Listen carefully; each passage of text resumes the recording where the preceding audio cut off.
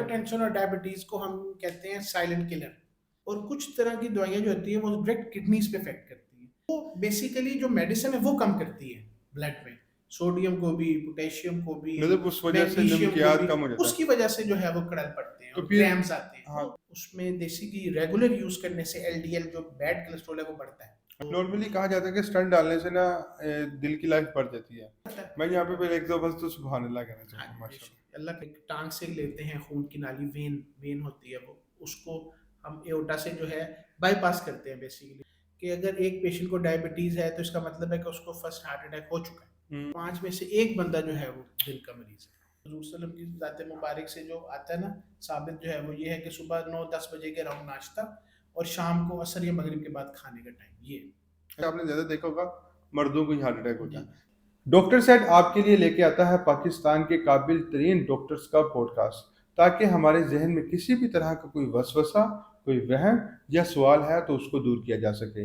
अगर आपका भी कोई भी सवाल है तो अभी हमारे कमेंट सेक्शन में अपना क्वेश्चन लिखें, इंशाल्लाह डॉक्टर साहब आपको खुद रिप्लाई करेंगे। आज हमारे साथ मौजूद हैं डॉक्टर मुकरम, जो कि हार्ट स्पेशलिस्ट हैं और पाकिस्तान के एक well known hospital Punjab cardiology में अपनी सर्विसेज अंजाम दे रहे हैं। इनसे सबसे पहले तो इनका इंट्रोडक्शन लेते हैं, फिर आगे पॉडकास्ट की तरफ चलते हैं। अस्सलाम वालेकुम सर। जी, वालेकुम सलाम रहमतुल्लाह। सर थोड़ा सा अपना इंट्रोडक्शन दे दें पहले। जी, मेरा नाम डॉक्टर मुकर्रम महमूद है और मैं पंजाब इंस्टीट्यूट ऑफ कार्डियोलॉजी में as a cardiologist consultant international cardiologist जो है अपनी सर्विसेज दे रहा हूँ 2012 से। माशाल्लाह माशा और अल्हम्दुलिल्लाह जो है माहिर अमराज कल्ब और जो है साथ इसके साथ ब्लड प्रेशर, शुगर जो है इसको हम करते हैं मैनेज। अच्छा माशाल्लाह, बहुत बहुत शुक्रिया सर। पहले तो मैं आपका बहुत ज़्यादा मशकूर हूँ, आपने हमें टाइम दिया और मेरी रब से दुआ है कि ये आपसे जो टाइम मुझे मिला है इसको मैं ज़्यादा से ज़्यादा लोगों तक पहुँचा सकूँ और वो तमाम क्वेश्चन जो है पूछ सकूँ जो कि लोगों के दिलों में या जहनों में मौजूद हैं। अच्छा सर, पहला क्वेश्चन की तरफ आता हूँ कि नॉर्मली सीने में दर्द, मसल में या दिल में दर्द, मतलब आपको पता है ये हो सकती है, तो कैसे पता चलता है कि ये प्रॉपर आपके दिल के दर्द है और अलार्मिंग सिचुएशन है? ये जो हमारा सीना है इसमें हार्ट भी है, लंग्स भी हैं, मसल्स भी हैं, बोन्स भी हैं।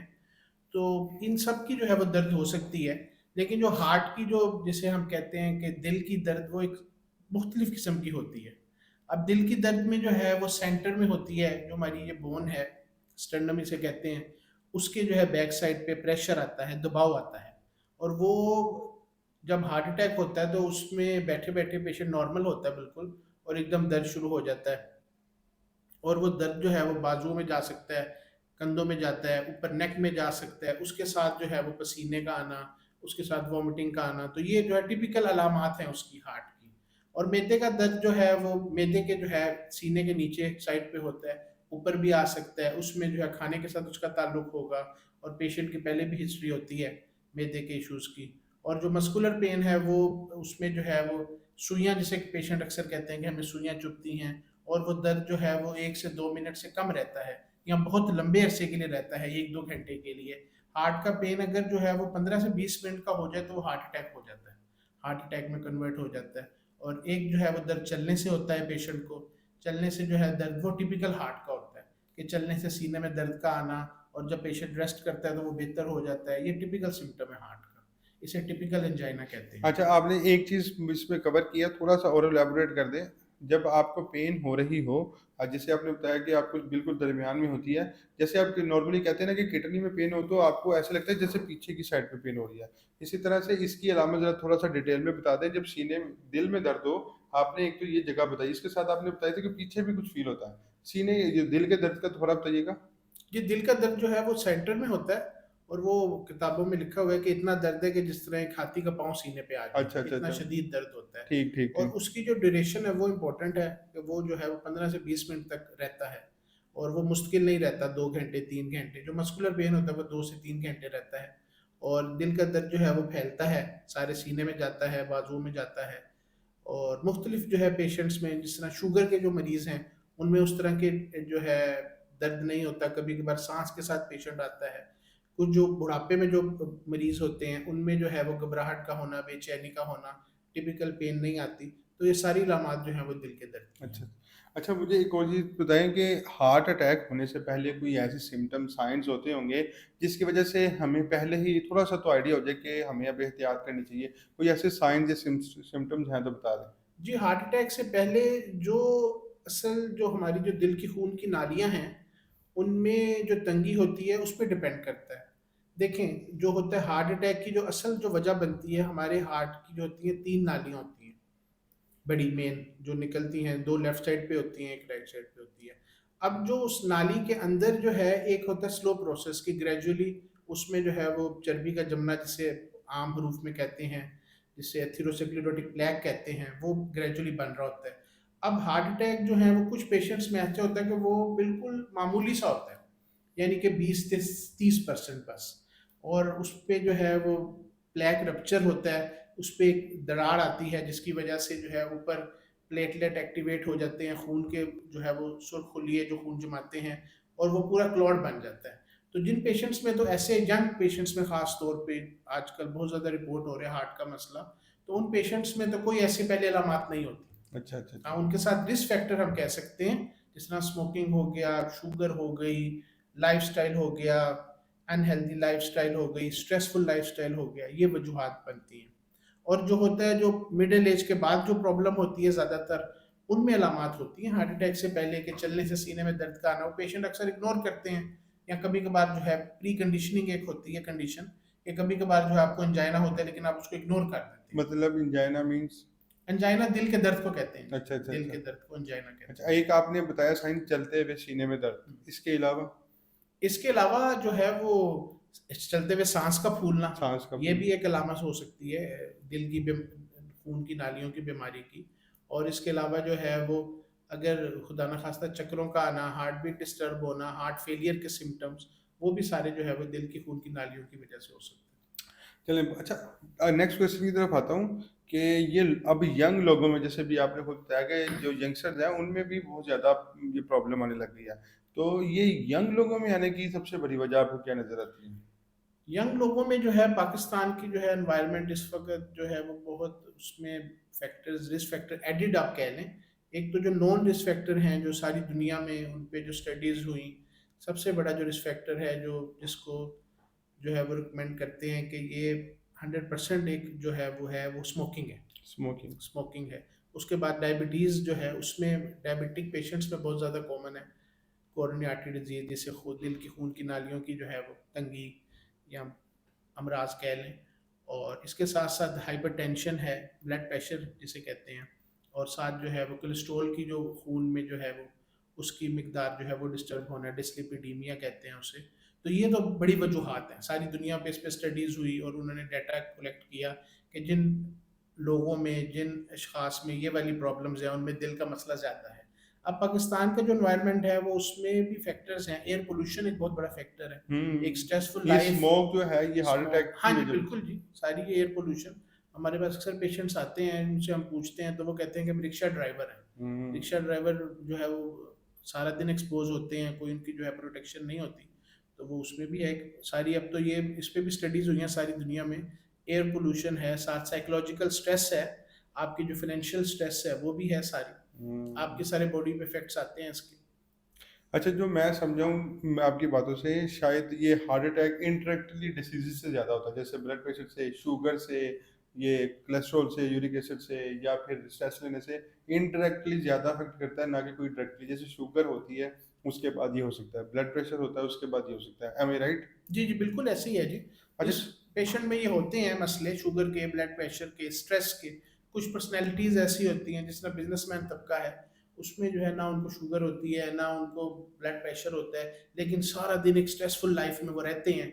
रात को भी यही सोचते हैं कि बिज़नेस जो है वो क्या ग्रो कैसे करे, तो वो भी एक फैक्टर है। बॉडी के हार्मोन्स हैं, अल्लाह का एक निज़ाम है, आपकी बॉडी को आराम चाहिए, रेस्ट चाहिए, तो जब वो नहीं मिलता, जब आपका ब्रेन हर वक़्त एक्टिव रहता है, स्मोकिंग का भी यही साइड इफेक्ट है कि उसमें भी आपके जो है वो हार्मोन्स और जो है वो डिस्टर्ब होते हैं। जिस तरह आजकल नौजवान बच्चे हमारे वेप पी रहे हैं, आजकल ये एनर्जी ड्रिंक्स हैं, और आप खुद देख लें कि डाइट में हमारे कितने केमिकल्स हैं, तो हर चीज़ जो है अफेक्ट करती है। इस यहाँ पे मैं साथ ही पूछ लेता हूँ, जैसे आपने ड्रिंक्स की बात की, ये जो हम बोतल पीते हैं, वो कोल्ड ड्रिंक्स लेते हैं, इसका कितना ज़्यादा साइड इफेक्ट है हमारे दिल के ऊपर? जी, साइड इफेक्ट्स हैं इसके, सारी दुनिया में जो है इस पे स्टडीज़ हो रही हैं। एनर्जी ड्रिंक्स में ऐसे केमिकल्स हैं कि जो हार्ट को वो डिस्टर्ब करते हैं, उसकी हार्ट भी डिस्टर्ब करते हैं, सडन कार्डिक अरेस्ट की हैं। अभी पिछले दिनों जब हम भी स्टूडेंट थे, तो कभी कभी जो है वो शीशा जो था अब वो बैन हो गया हुआ है, गवर्नमेंट ने बैन कर दिया हुआ है, तो सारे ये नॉन फैक्टर्स बस हैं। बिल्कुल ऐसी ही चीज़। अच्छा चलिए मुझे सबसे पहले बताइए ये ब्लड प्रेशर क्या होता है और इसका असल रीज़न क्या होता है? ब्लड प्रेशर जी इसे हाइपरटेंशन कहते हैं, और ब्लड प्रेशर जो है वो बेसिकली जब हमारा हार्ट पंप करता है, हमारी जो खून की नालियां हैं सारे जिस्म की, तो खून की नालियों का प्रेशर बढ़ जाता है। उसकी वजह ये होती है कि खून की नालियां जो है वो थोड़ी स्टिफ हो जाती हैं। अब उसकी जो है 5% तो कॉजेज होती हैं, उसमें जो है गुर्दों की बीमारी, और वो एड्रिनल ग्लैंड की बीमारी, थायराइड की बीमारी उसमें जो है वो होती हैं, और 95% में कॉज कोई नहीं होती। अच्छा। उसमें ग्रेजुअली जो है वो आपकी जो ब्लड वेसल्स हैं, खून की नालियाँ, वो स्टिफ हो जाती हैं, हार्ड हो जाती हैं, जिसकी वजह से ब्लड प्रेशर बढ़ जाता है। उसकी भी वजूहत यही हैं, स्ट्रेस अगर आप लेते हैं, ज़्यादा स्ट्रेसफुल लाइफ है, डाइट में केमिकल ज़्यादा हैं, आपकी जो है वो सेडेंट्री लाइफस्टाइल है, आपका जो है वो केमिकल्स वाली डाइट, आप जो है फास्ट फूड जिस तरह आजकल हम इस्तेमाल करते हैं, तो उसमें जो है ये ब्लड प्रेशर का ज़्यादा जो है वो अच्छा क्या ये रिस्क है। नमक के यूज़ से ब्लड प्रेशर देखिए जब ऑब्वियसली सबको पता है कि जब ब्लड प्रेशर हो गया तो नमक से ज़्यादा बढ़ता है। क्या जब नॉर्मल इंसान है वो नमक के यूज़ से उसको ब्लड प्रेशर हो जी सकता है? बिल्कुल जी, नमक जो है एक बहुत बड़ा फैक्टर है, और हमारी जो है वो ख़ास तौर पे पाकिस्तानी डाइट में जो है वो उसका एक बड़ा रोल है। मैं अक्सर अपने पेशेंट्स को बताता हूँ कि वो मेरे पास एक अंकल आते हैं, तो वो कतर में रहे कोई 20-25 साल, तो जब आए तो बिल्कुल नॉर्मल ब्लड प्रेशर, और वो मैंने कोई मेडिसिन नहीं एडवाइस की। फिर साल बाद मेरे पास आए तो ब्लड प्रेशर 180-90। तो डाइट जो है बड़ा इंपॉर्टेंट फैक्टर है। अब सॉल्ट जो है वो नॉर्मली जो एक पेशेंट जो है, एक पेशेंट नहीं, एक जो आम जो है इंसान, उसकी जो डिमांड है, वो रिकमेंडेशन ये है AHA की, अमेरिकन हार्ट एसोसिएशन की, वो 2300 mg तक ले सकते हैं। 2300 mg, 2300 mg को अगर आप सॉल्ट के ग्राम में करें तो वो बनता है 5.8 ग्राम। और ये जो हम जो यूज़ करते हैं ना, एक जो टी स्पून होता है छोटा, वो बनता है 6 ग्राम का। ठीक है। तो ये 24 आवर्स की हमारी डेली रिक्वायरमेंट है, एक छोटा टी स्पून। और अगर किसी को ब्लड प्रेशर हो जाए तो उसमें फिर कहते हैं 1500 जो है ना mg तक आप जो है ना वो इनटेक कर सकते हैं, और वो बनता है 3.8 ग्राम, यानी कि उसको भी आप आधा कर लें। आधा तो ये जो है रिकमेंडेड है। लेकिन हमारी डाइट में जब ज़ाहिर बात है स्ट्रेस जब भी आएगी बॉडी पे, अल्लाह का निज़ाम इतना ज़बरदस्त बिल्कुल। है इंसान का, कि जब भी आप स्ट्रेस देंगे किसी भी तरह की, तो वो फिर आपके अफेक्ट करेगी, वो अच्छा ब्लड प्रेशर की अच्छा सूरत में नॉर्मली करती ब्लड प्रेशर के साथ हार्ट बीट भी काउंट की जाती है, है। जी आपने जी देखा होगा। बिल्कुल तो बिल्कुल। ये एक तो थोड़ा-सा इसको एलैबोरेट कर सकते हैं जो आप कहते हैं ना ऊपर वाला इतना और जैसे हम्म, अभी आपने बताया 8 190 और 80 हम्म। इन दोनों का डिफरेंस बता दें और हार्ट बीट में इन तीनों ब्लड प्रेशर में इन तीनों का क्या रोल है? जी देखें जी, ब्लड प्रेशर तो जो है ना वो ऊपर वाला जो उसको सिस्टोलिक कहते हैं, नीचे वाले को डायस्टोलिक कहते हैं। सिस्टोलिक होता है सिकुड़ना हार्ट का, जब हार्ट जो है वो पंप करता है, सिकुड़ता है, तो वो सिस्टोलिक ब्लड प्रेशर होता है। और हार्ट जब रिलैक्स करता है तो उसको डायस्टोलिक कहते हैं। तो ये फ़र्क है। कुछ पेशेंट्स में जो है वो सिस्टोलिक ज़्यादा होता है, ओल्ड एज में ख़ास तौर पे डायस्टोलिक नॉर्मल होता है। यंग एज में अक्सर हमारे पास पेशेंट्स आते हैं, उनमें जो है डायस्टोलिक भी ज़्यादा होता है। नॉर्मल वैल्यूज़ अब इंटरनेशनली जो स्टडीज़ हुई हैं और जो रिकमेंडेशन है वो ये है कि आइडियल जो ब्लड प्रेशर है वो 120/80 से नीचे होना चाहिए। अच्छा। सारी उन्होंने दुनिया में स्टडीज की हैं, और मोर्टेलिटी जो है बेनिफिट इसी में है। और हार्ट बीट? हार्ट बीट जो है वो नॉर्मली जो है वो 70-80 तक होनी चाहिए। वैसे जो नॉर्मल हम कंसिडर करते हैं वो 60-100 एक नॉर्मल हार्ट बीट है। अगर जो है 60 से लो हो जाए तो उसको फिर हम स्लो में कंसिडर करते हैं, और 100 से ज़्यादा हो जाए तो उसको फिर हम हाई में, टैकीकार्डिया में कंसिडर करते हैं। अच्छा मेरा एक सवाल है कि मेरे वालिद साहब का जो ब्लड प्रेशर है ना पिछले तकरीबन 15-20 साल से देख रहा हूँ हाई रहता है हम्म, और वो 230 तक नॉर्मल रहते हैं। हम्म, उसके बाद उनको फ़ील होता है कि मुझे ब्लड प्रेशर हुआ है। इवन समहाउ ऐसे भी हुआ कि हम कह रहे हैं कि आपका ब्लड प्रेशर इतना शूट कर गया, हम आपको हॉस्पिटल ले जाते हैं। वो कहते हैं, "नहीं पुत्र, मैनू पता है।" और वो घर रहते हैं, अल्लाह पाक ने उनको अल्लाह अपने हम्म, हिफ्ज़ ईमान में रखा हुआ है। और वो बैठे भी ऐसे ही होते हैं, काम हम्म। वैसे कर रहे होते हैं जैसे नॉर्मल इंसान है। तो डेफ़िनेटली सी बात है, अब आप एज़ अ डॉक्टर तो कहेंगे कि ये बहुत डेंजरस है। बट उसके पीछे क्या फैक्टर हो सकता है कि वो अपनी ज़िंदगी को नॉर्मली जी, गुज़ार रहे हैं? हाइपरटेंशन और डायबिटीज को हम कहते हैं साइलेंट किलर, कि ये बॉडी पे इसका जो है वो इतने इफेक्ट्स नजर नहीं आते। उसकी वजह ये होती है कि देखिए ब्लड प्रेशर जो नॉर्मल आपकी बॉडी का है 120/80 है, और हम जो है मेडिसिन स्टार्ट करते हैं 140/90 पे नॉर्मल जो है इंडिविजुअल्स में। और अगर आपको डायबिटीज़ है, या आपको किडनी का इशू है, CKD जिसे कहते हैं, या आपको और कोई प्रॉब्लम है, तो उसमें हम 130/80 से अबव जो है वो मेडिसिन शुरू करते हैं। अब होता ये है कि ग्रेजुअली ब्लड प्रेशर बढ़ता है। अल्लाह का बड़ा ज़बरदस्त निज़ाम है इंसान के जिस्म पे। अब वो आहिस्ता-आहिस्ता, जिस तरह मैंने पहले अर्ज़ की कि आपकी जो है वो खून की नालियों में स्टिफनेस आती है, वो ग्रेजुअली, तो आपके वालिद साहब के केस में वो पहले 130 पे गया, फिर 140 पे गया ग्रेजुअली, यानी कि 15 दिन का ऐसे ही गैप होगा। लगा लें, महीने का हाँ। गैप लगा लें, और फिर वो एक लेवल ऐसा है कि 230 पे पहुँच गया। अब वो जो ग्रेजुअल जो हुई है उसकी प्रोग्रेशन, उसकी वजह से आपके जो ऑर्गन्स हैं, बेसिकली तो आपकी जो है वो हर ऑर्गन को ब्लड चाहिए, बिल्कुल है। अपनी जो है वो एनर्जी रिक्वायरमेंट पूरी करने के लिए। ब्लड। तो वो उसकी जो अब परफ्यूजन है वो सेट हो गई हुई है 230 पे। अच्छा, अच्छा, अच्छा। ब्रेन की भी, किडनीज़ की भी, लिवर की भी, तो वो उनको फ़ील कुछ नहीं होता। अच्छा, तो फिर भी ये है डेंजरस ही? बहुत डेंजरस है जी, ये तो बहुत डेंजरस है वो 230, और जितना भी 160 से तो अबव हम कहते हैं कि it is very high blood pressure, क्योंकि देखिए डेफ़िनेटली स्टेज 3। वो दवाई भी खाते हैं, ऐसा नहीं है। लेकिन उसके बावजूद भी हमने उनको पिछले कह रहा हूँ 10-15 साल से मुझे जहाँ तक याद है, उनका ब्लड प्रेशर 200 प्लस रहता ही रहता है। तो मतलब दवाई खा के थोड़ा बहुत नीचे, और वो उसमें ईज़ी रहता है। उनका एक और बहुत प्रॉब्लम है, ये क्वेश्चन भी था मेरा साथ ही। उनको ना जब वो कोई ब्लड प्रेशर की दवाई खा लें या फिर नमक कम करें तो उनके जिस्म पे क्रैम्प्स, मतलब वो जिसे हुँ, हुँ। कोराल भी कहते हुँ, हैं, हुँ। वो पड़ना शुरू हो जाते हैं। वो आपको पता ना कि वो जैसे वो साइलेंट किलर है, वो हुँ। आहिस्ता-आहिस्ता मारेगा। जब क्रैम्प्स पड़ते हैं तो उसी टाइम ही ठंडे पसीने आने शुरू हो जाते हैं और जिस्म से बैठा नहीं जाता, वो नमक खा लेते हैं। हुँ, हुँ, क्योंकि हुँ। वो नमकियात की कमी हो जाती है, तो वो नमक खाने के बाद वो क्रैम्प्स रुक जाते हैं। ब्लड प्रेशर होता है हो आगे, वो कहते हैं पहले ये वाली तकलीफ तो दूर करूँ। उस सिलसिले में अच्छा, ये मेरे खाली वालिद साहब का नहीं, मैंने और भी बहुत से लोगों को देखा है कि जैसे ही क्रैम्प्स पड़ते हैं वो कोई नमकीन हुँ, चीज़ हुँ। जैसे नमकियात लेते हैं ताकि वो चीज़ उस तरह, तो फिर वो और ज़्यादा डेंजरस हो जाता है। इस बारे में आपकी क्या राय है? जी, वो क्रैम्प्स को उसकी नमक के बगैर कैसे कंट्रोल किया जा सकता उसकी वजह ये है जी, देखें कि एक तो जो उनका एक एक एग्जांपल है, कि बॉडी, जिस तरह मैंने अर्ज़ की कि आपकी जो ऑर्गन्स की परफ्यूजन है वो सेट हो गई है 230 पे। अब इसको ग्रेजुअली नीचे लेके आना है। अब जो आप क्रैम्प्स की बात कर रहे हैं ना, वो बेसिकली वो जो मेडिसिन यूज़ कर रहे हैं ना, ब्लड प्रेशर की मेडिसिन 2-3 तरह की होती हैं, सारी दुनिया में रिकमेंडेड जो हैं। सबसे ज़्यादा जो यूज़ होती है सारी दुनिया में, उसका इफ़ेक्ट ये होता है कि वो वेसल्स को डायलेट करती हैं, खून की नालियों को फुलाती हैं, रिलैक्स करती हैं। खून की नालियों में अल्लाह की तरफ से स्मूथ मसल्स होते हैं, उन पे जाके वो इफ़ेक्ट करती हैं, और उसको जब वो फुलाती हैं तो नॉर्मली ऑटोमैटिकली जो है ब्लड प्रेशर लो होता है। और कुछ तरह की दवाइयाँ जो होती हैं वो डायरेक्ट किडनीज़ पे इफ़ेक्ट करती हैं। अब जो ब्लड प्रेशर हमारा बढ़ रहा है, वो ज़ाहिर बात है वो सोडियम ज़्यादा है ब्लड में, मैग्नीशियम ज़्यादा है, क्लोराइड ज़्यादा है, और साथ पोटेशियम एक बहुत इम्पॉर्टेंट एक मिनरल होता है, और कैल्शियम भी साथ है। तो वो बेसिकली जो मेडिसिन है वो कम करती है ब्लड में, सोडियम को भी, पोटेशियम को भी, है? मतलब उस वजह से मैग्नीशियम को नमकियात भी। कम हो जाता है। उसकी वजह से जो है वो कड़ल पड़ते हैं तो और फिर क्रैम्प्स आते हैं, हाँ, वो मेडिसिन का साइड इफेक्ट है। और जब वो नमक ले लेते हैं, सोडियम ले लेते हैं, उसमें क्लोराइड है साथ, फिर हाँ, और जब वो डाइट लेते हैं पोटेशियम या कैल्शियम, तो फिर वो बेहतर तो फील करते इसका हैं। फिर मतलब मेडिसिन चेंज करना मेडिसिन, पड़ता हाँ है। जी, अच्छा, मेडिसिन अच्छा। एडजस्ट करनी अच्छा, पड़ेगी अच्छा। उनके मुताबिक। थैंक यू क्योंकि सो अब मच। उसकी वजह ये एक और भी है कि हमारा जो एनवायरनमेंट है ओवरऑल, वो एनवायरनमेंट हॉट है, और हम जो है क्लाइमेट हमारी, तो वो वैसे भी हमारे, अब देखें कि 3-4 महीने सिर्फ रहते हैं सर्दियों के, बाकी सारा ही हॉट और एनवायरनमेंट है बिल्कुल ऐसे समर का।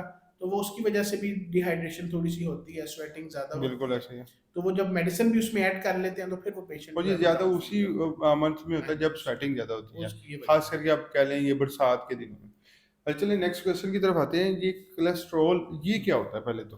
कोलेस्ट्रॉल की बॉडी में अल्लाह का एक निज़ाम है कि हमारा लिवर जो है वो सिंथेसिस करता है, और वो डाइट में जितना हम ज़्यादा लेंगे उतना बढ़ता है। कोलेस्ट्रॉल जी बेसिकली बॉडी का जो है ना एक इम्पोर्टेंट एलिमेंट है, और कोलेस्ट्रॉल जो है दो तरह के होते हैं, एक गुड कोलेस्ट्रॉल होता है और एक बैड। और एक बैड कोलेस्ट्रॉल। गुड कोलेस्ट्रॉल जो है वो ये करता है कि जो आपके जो ऑर्गन्स हैं, आपके जो ब्लड जो जहाँ से आ रहा है, उधर से कोलेस्ट्रॉल को रिमूव करके लिवर में लाता है। ले कोलेस्ट्रॉल मतलब चर्बी? चर्बी, कोलेस्ट्रॉल तो एक उसका है ना, चर्बी तो फैट है ना, हाँ जी। कोलेस्ट्रॉल तो एक सेल है ना, अच्छा, अच्छा, अच्छा। माइक्रो लेवल पे एक सेल है, उसको कहते हैं कोलेस्ट्रॉल। जिस तरह हमारे बाकी हैं, जिस तरह हम खून में कहते हैं कि एचबी है, अच्छा, अच्छा। हीमोग्लोबिन है, प्लेटलेट हैं, वाइट सेल हैं बिल्कुल समझ। खून के, इसी तरह कोलेस्ट्रॉल भी एक जो है। तो वो जो गुड कोलेस्ट्रॉल है वो अपनी जो ऑर्गन से जो साफ कोलेस्ट्रॉल लाता है, और वो लिवर में जाके डिटॉक्सिफाई करता है, उसको ख़त्म करता है, उसको कम करता है। और जो बैड कोलेस्ट्रॉल है एलडीएल, वो खून की जो नालियाँ हैं हमारी, उसमें जाके जो है वो बैठ जाता है और ऑक्सीडाइज होता है, और फिर वो सारा प्रोसेस जो होता है खून की जो है नालियों की तंगी, वो तंगी। शुरू हो जाती अच्छा, है। अच्छा, अच्छा, तो इस अच्छा। वजह से उसको बैड कोलेस्ट्रॉल इसलिए कहते वो हैं। भी इनडायरेक्टली हार्ट अटैक का। हाँ जी, वो अच्छा, सबसे बड़ी नॉन कॉज, इसको डिसलिपिडीमिया या जो कहते हैं अच्छा, कि ये जो गुड कोलेस्ट्रॉल होता है इसकी भी कोई रेंज होती है कि इससे हाँ ज्यादा जी, नहीं होना चाहिए, कि ये बस जितना मर्जी नहीं ये अगर तो 60 से अबव है फिर तो बहुत आइडियल है, हो तो। और 35 से इसको बिलो अगर हो तो फिर हम कहते हैं कि लो है, और हमारी पॉपुलेशन में तो हमने अक्सर देखा है कि लो ही आता है अच्छा, ज़्यादा। ये हाई होता ही नहीं, मतलब मैं पूछना चाह रहा था कि सपोज करें जैसे ब्लड प्रेशर हाई होता है, ये गुड कोलेस्ट्रॉल हाई होता ही नहीं है। नहीं अगर तो बैड कोलेस्ट्रॉल नॉर्मल, अगर एक पेशेंट अगर नॉर्मल है एक ह्यूमन तो उसमें तो नॉर्मल रहेगा, हाई होगा। अच्छा, अगर अच्छा हेल्दी लाइफस्टाइल है और हार्ट का इशू नहीं है तो उसमें तो नॉर्मल होगा। हाँ, दिल के मरीजों में जो है गुड कोलेस्ट्रॉल जो है कम हो जाता है और बैड कोलेस्ट्रॉल क्योंकि ज़्यादा वो होता दिल के मरीज इसलिए है। गुड हाँ जी, कोलेस्ट्रॉल है, बिल्कुल मैं समझ सही। गया आपकी बात। ये जो अंडे या देसी घी है, हुँ। क्या देसी घी से या अंडों से कोलेस्ट्रॉल बढ़ सकता है? अच्छा, देसी हाँ जी। अंडे की तरफ आ जाते हैं अंडे पहले। अंडे देखें जी, अंडे में जो उसका एग वाइट है वो तो प्रोटीन है टोटली, जो योक है उसकी वो फैट है, लेकिन अब स्टडीज सारी दुनिया में गुड फैट है, good it's a good fat. Fat, हाँ यूज़ कर सकते हैं। और देसी अंडे में जो है वो इसमें जो फार्मी अंडे होते हैं उसमें कोई ऐसे एक दो एलिमेंट हैं कि वो थोड़ा सा इफेक्ट करते हैं, तो नॉर्मली आप यूज़ कर सकते हैं, कोई और इसका।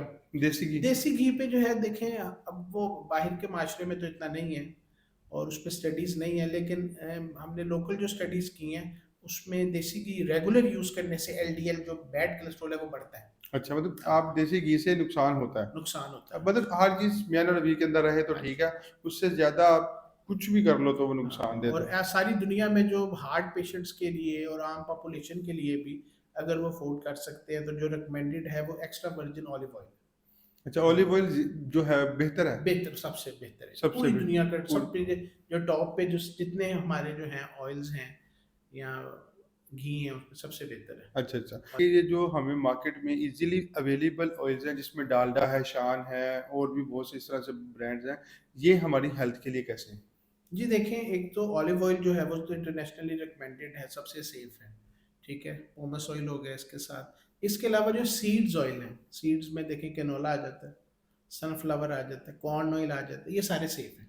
मतलब अगर आप डालडा के ये अब ये किसी कलोला। भी ब्रांड में, सब ब्रांड्स में है, हाँ, सब ब्रांड्स ये में, सब ठीक। ब्रांड्स में, हाँ ठीक जी, ठीक आपको ठीक मिल ठीक, जाएंगे अब और इजीली। और इजी। वो जो आप जो सवाल करना चाह रहे हैं वो ये है कि बनास्पति घी जो हाँ आम जो यूज होता है हाँ जी। नॉर्मली हमारे जो है वो देहात में और जो होटलिंग में, आप रेस्टोरेंट में चले जाएं तो वो टेस्ट के लिए जो है वो घी इस्तेमाल करते हैं, तो वो डेंजरस है, अच्छा, वो वेरी डेंजरस, बनास्पति घी, हाँ बनास्पति घी, ठीक है ठीक। वो किसी भी ब्रांड का है, वो और डेंजरस ऑयल जो होता है, मतलब एक अभी आपको पता है घी मिलता है और एक है। ऑयल ऑयल मिलता बेहतर है उससे, है। ऑयल ऑयल बेहतर बेहतर है, है। और वो भी आपको यही देख लेना चाहिए कि कौन से शेड का है। हाँ जी, बिल्कुल कैनोला ऑयल सेफ है, कॉर्न ऑयल सेफ है। अब जो है वो सरसों के तेल पे, मस्टर्ड ऑयल पे बड़ी स्टडीज हुई और वो रिकमेंड भी उन्होंने किया कि फ्राइंग के लिए सबसे अच्छा है, लेकिन अब लेटेस्ट जो है वो अमेरिका में स्टडीज हुई तो उन्होंने उसको कैंसिल कर दिया मतलब। कि वो सेफ नहीं है, उसमें एक ऐसा एलिमेंट है कि वो कैंसरस है, अच्छा मस्टर्ड अच्छा ऑयल, अच्छा अच्छा, सरसों का मतलब तेल। सरसों के तेल से हमें ये आपने बताया कि सरसों का तेल इस टाइम कैंसर का बायस बन सकता है, हाँ जी, अकॉर्डिंग टू द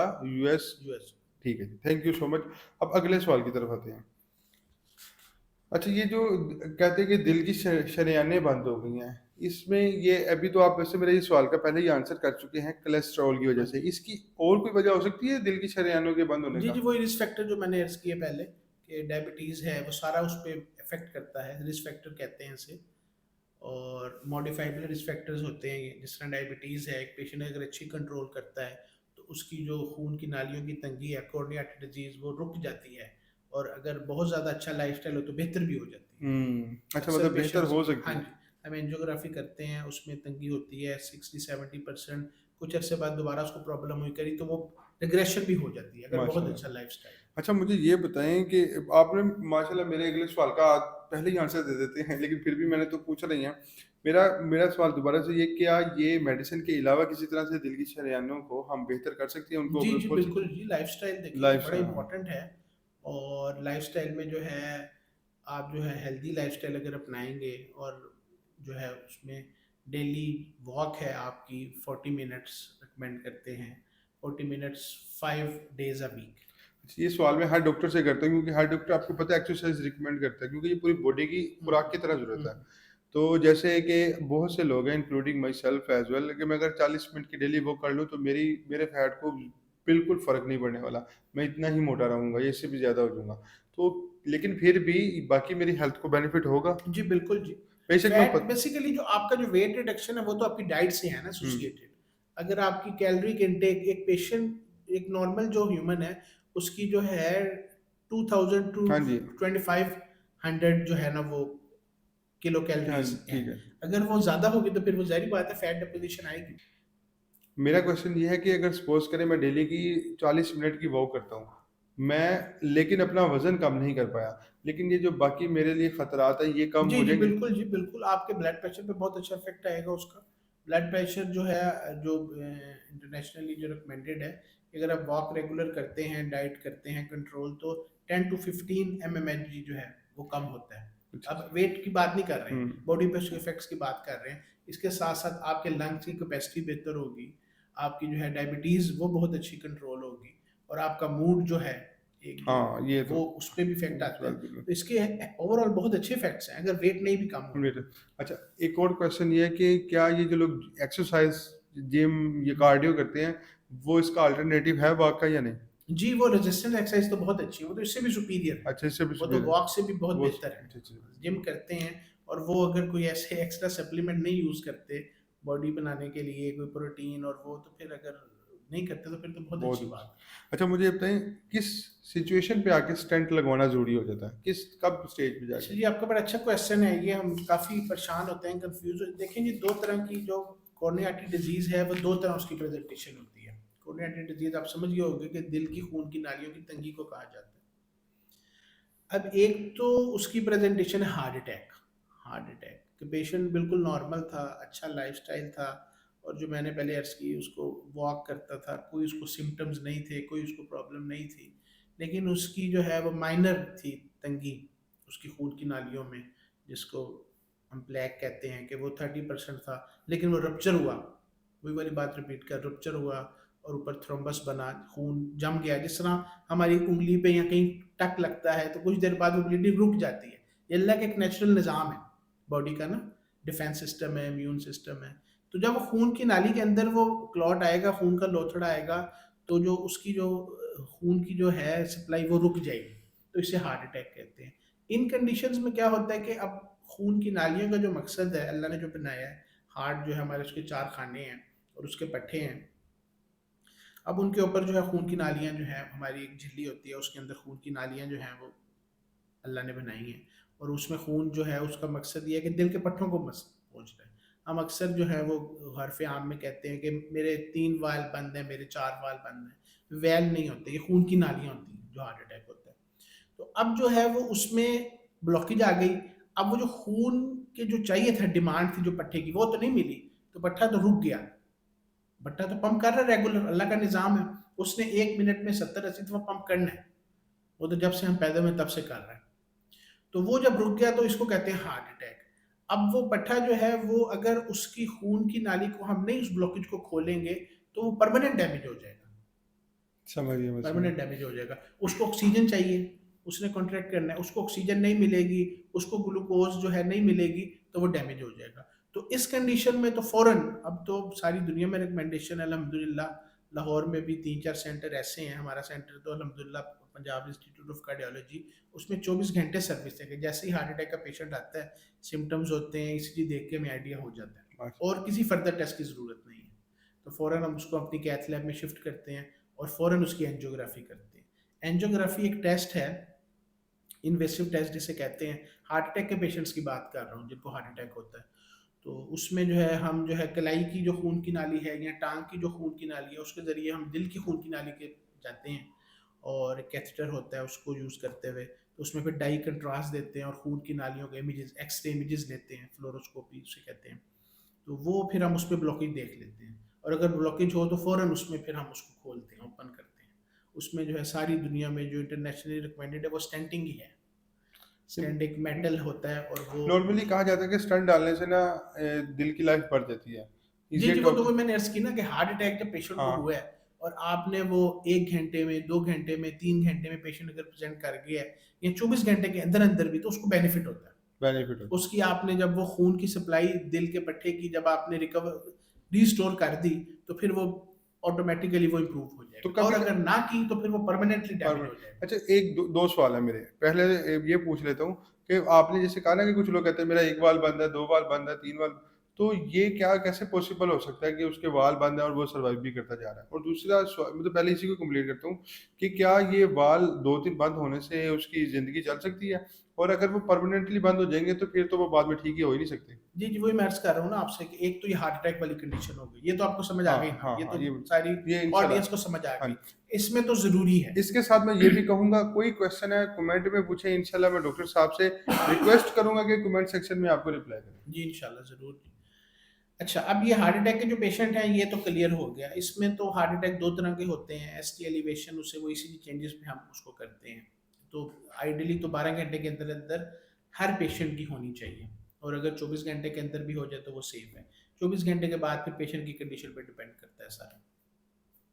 अब दूसरी जो कैटेगरी जो आप जो कह रहे हैं कि एक नाली में या 2 नाली में, जिसे वैल्व भी लोग कहते हैं कि तंगी है या बंद है, उसमें ये होता है कि दूसरा जो प्रोसेस है वो ग्रेजुअल है, स्लो, कि आपकी खून की नाली है। अब जिस तरह मैंने अर्ज़ की कि 3 खून की नालियाँ हैं। अब उसमें जो है वो एथेरोस्क्लेरोटिक प्लेक, जिसे चर्बी का जमना, वो बनना शुरू हुआ। वो बड़ा ग्रेजुअल प्रोसेस है। जिस तरह मैंने आपके पहले एग्जांपल दी ब्लड प्रेशर की कि ग्रेजुअली राइज कर रहा है तो वो बॉडी उसके मुताबिक अडेप्ट कर रही है। इसी तरह जब वो खून की नाली में ग्रेजुअली तंगी आना शुरू होगी तो अल्लाह का निज़ाम ऐसा है, कोलेट्रल जिसे कहते हैं, कि कोलेट्रल साथ बनना शुरू हो जाती है। ग्रेजुअली पहले तो वो ऐसे-ऐसे जब तंगी होगी, थोड़ा बहुत ब्लड तो जा रहा है ना, जब वो टोटल बंद हो जाएगी तो कोलेट्रल्स उसमें आ जाती हैं। कोलेट्रल्स ये होती हैं कि जो दूसरी खून की नालियाँ हैं, वो अपनी छोटी-छोटी ब्रांचेज़ उसमें देती हैं। तो वो माशाल्लाह। फिर जो है ना, आई रियली अल्लाह का इम्प्रेस्ड निज़ाम है अल्लाह ने ऐसा। माशाल्लाह हाँ, सुभान अल्लाह। तो वो जो है उसमें फिर ये एक नाली पहले तंग हुई या बंद हुई, फिर दूसरी नाली, हम अक्सर पेशेंट्स की हम करते हैं एंजियोग्राफी, तो उसमें तीनों नालियों की वो टोटल होती हैं, लेकिन वो चल रहा है, पेशेंट एक्टिव होता है और वो नॉर्मल लाइफ गुजार रहा होता है। जब हम एंजियोग्राफी करते हैं, सिम्पटम्स तो उसको होते हैं लेकिन वो इग्नोर करता है। मैं यहाँ पे पहले 1-2 बस तो सुभान अल्लाह कहना हाँ, चाहूँगा माशाल्लाह। बेशक अल्लाह का निज़ाम हाँ, है, अल्लाह का आई रियली ज़बरदस्त है। इम्प्रेस्ड मतलब आप ये जो दुनिया ने अब तरक्की करके यहाँ तक पहुँची है, बिल्कुल तो ऐसे अल्लाह ही ने है, निज़ाम ही अल्लाह वो ने बनाया था। हमें तो बेशक पता चला होगा 100 साल पहले पता चल गया होगा बेशक कि ऐसे ही दिल है। है और उसकी शरीयानें और अल्लाह ने कैसा निज़ाम बनाया कि एक बंद हो जाए तो दूसरी बेशक ऐसे ही। सुभान अल्लाह अल्लाह। फरमाते हैं ना कुरान में कि इंसान तो अपने अंदर ही झाँक ले, अगर अपने अंदर ही देख ले तो तुझे सारी जो है वो मैं आई रियली इम्प्रेस्ड। हकीकत का पता लग जाए। हाँ। दूसरी जो आपका क्वेश्चन था कि स्टेंट किनको डलवाने चाहिए, एक तो मैंने क्लियर कर दिया आपको कि हार्ट अटैक में तो ज़रूरी है ज़रूरी। और उसमें तो आपको लाजमी डलवाने चाहिए और वो जो है उसमें सर्वाइवल बेनिफिट भी है, पेशेंट जो है और उस सिम्टोमेटिक भी इम्प्रूवमेंट होती है, उसके सिम्टम्स भी बेहतर होते हैं। जब पट्टा मुस्तकिल डैमेज हो जाएगा तो पेशेंट का सांस का फूलना और अगर नाली का ब्लॉकेज है तो फिर बाद में भी उसको अंजाइना, सीने का दर्द होगा।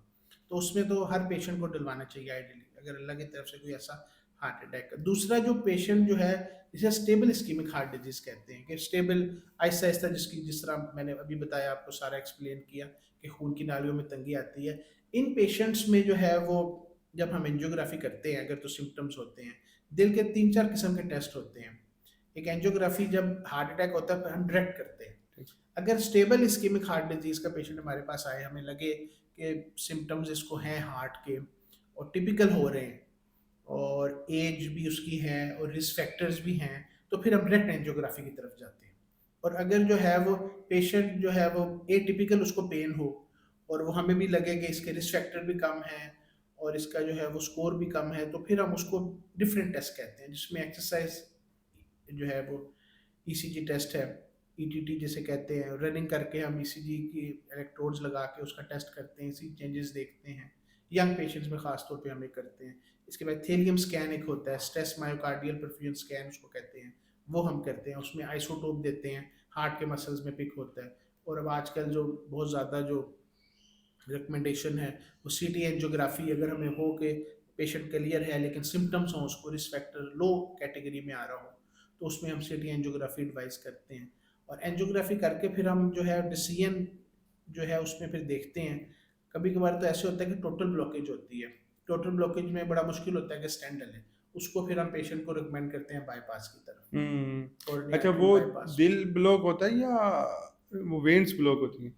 जी, वो खून की नालियाँ जो तो दिल के बाईपास ब्लॉक। में तो हम दिल बदलते हैं क्या नहीं, करते नहीं, हैं? बाईपास में बेसिकली हम जो है पेशेंट को जो है वो वेंट पे डाल के उसके उसके बाद जो है एक ऑन पंप होता है, ऑफ पंप होता है। ऑन पंप में बीटिंग हार्ट उसे सर्जरी कहते हैं।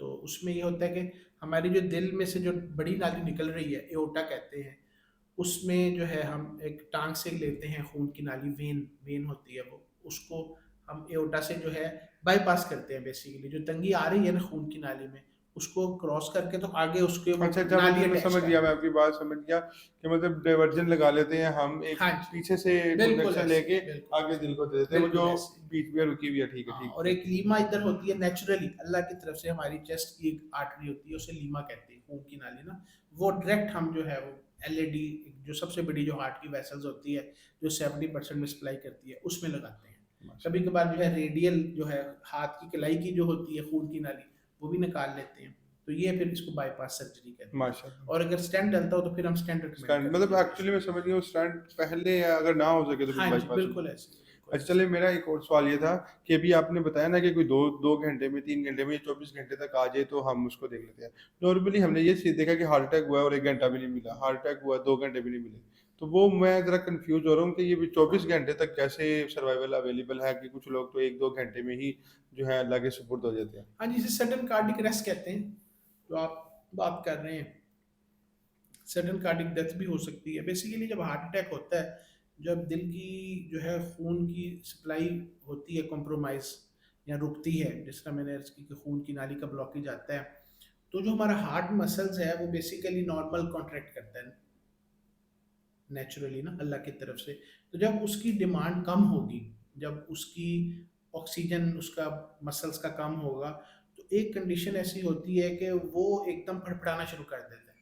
वेंट्रिकुलर टैकिकार्डिया उसे कहते हैं, वेंट्रिकुलर फिब्रिलेशन कहते हैं, कि वो एकदम जो है उसकी जब आप ब्लड सप्लाई रोकते हैं, ऑक्सीजन उसको नहीं मिलती हार्ट मसल्स को, तो उसमें वो जनरेट होती है, तो वो जो है लाइफ थ्रेटनिंग कंडीशन है, उसमें पेशेंट की डेथ भी वाक़ हो सकती है। कार्डिक अरेस्ट जिसे कहते तो हैं, फिर इस अगर उसको ना ट्रीट किया जाए उस हार्ट बीट को, उसमें फिर हम शॉक देते हैं पेशेंट को। अगर हुँ। पेशेंट ज़ाहिर बात है आउटसाइड है, ये बड़ा अच्छा सवाल आपने किया, बल्कि इसकी ज़रूरत भी है अवेयरनेस की भी।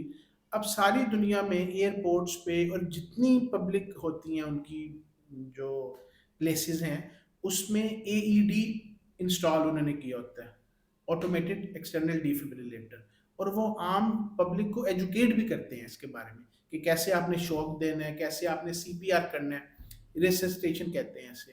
तो अगर वो पेशेंट को दाना खास्ता कोई कोलैप्स होता है या उनको लगता है कि ये कार्डिक अरेस्ट है, तो वो फ़ौरन उसको शॉक देते हैं और सर्वाइव हो जाता है, क्योंकि पेशेंट के पास टाइम नहीं होता। अगर आप उसको कहीं से आउटसाइड से हॉस्पिटल लाएंगे, तो उस वक्त तक उसकी ब्रेन की डेथ हो चुकी होती है, और वो अगर आप उसको रिस्टोर भी कर लें उसकी हार्ट बीट को, तो वो फिर भी डेथ उसकी वाक़ हो जाती है। तो इसलिए जो है पाकिस्तान में भी इसकी ज़रूरत है गवर्नमेंट लेवल पे। ये ज़ाहिर बात है, किसी कोई इंडिविजुअल तो नहीं कर सकता कि हमारे जिस तरह एयरपोर्ट है, हमारे जिस तरह रेलवे स्टेशन है, तो उसमें इंस्टॉल होने चाहिए अच्छा, और पब्लिक की अवेयरनेस भी होनी चाहिए। अच्छा, ये क्या मतलब, जैसे अभी आपने कहा कि गवर्नमेंट लेवल पे, इसका मतलब ये लाज़िमन कॉस्टली होगा या नहीं फिर? नहीं, बड़ी सिंपल सी जी डिवाइसेज हैं।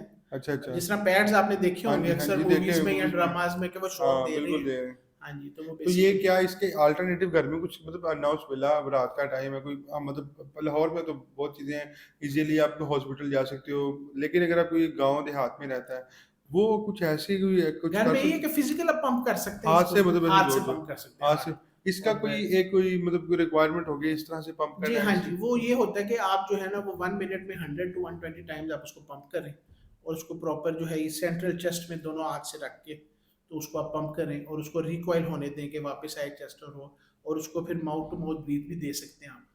अच्छा, अच्छा, अच्छा, अच्छा। ये ठीक है, मैं आपकी बात समझ गया। ऑब्वियसली जैसे आप सबने किसी न किसी फ़िल्म में देखा ही होगा। हाँ जी, हाँ जी। मतलब ये अच्छा है, मुझे समझ आ गया कि आपने कम से कम 100 दफ़ा उसको पंप करना है, हाँ मतलब, जी, हाँ और जी। बहुत ज़ोर से नहीं करना, बस ईज़ी-ईज़ी हाँ जी, वो हल्का-हल्का। कहते हैं 2 टू 2.5 इंचेस जो है ना उसको कंप्रेस करने हाँ, हैं। ये हाँ। क्योंकि क्योंकि आई थिंक और सो नॉन पहले टेक्निकल के लिए तो मुश्किल होगा, वही ना, ज़ाहिर बात है, वो उसकी इतना ही फ्लेमिंग दबा दे होती कि है। हाँ जी, वो सही रिब बंदा मर फ्रैक्चर जाए, हो जाता है बहुत, सही हाँ जी। बंदा ही मर जाए। हाँ जी, वो तो अगर आप थोड़ा-सा भी ज़्यादा कंप्रेस करेंगे तो वो रिब फ्रैक्चर हो जाएगी। अच्छा, ये बताएँ कि हार्ट पेशेंट के लिए अपनी डाइट को लेके, फूड को लेके किन-किन चीज़ों की एहतियात करनी चाहिए? हाँ जी, डाइट जो है वो एक तो हाइपरटेंशन है।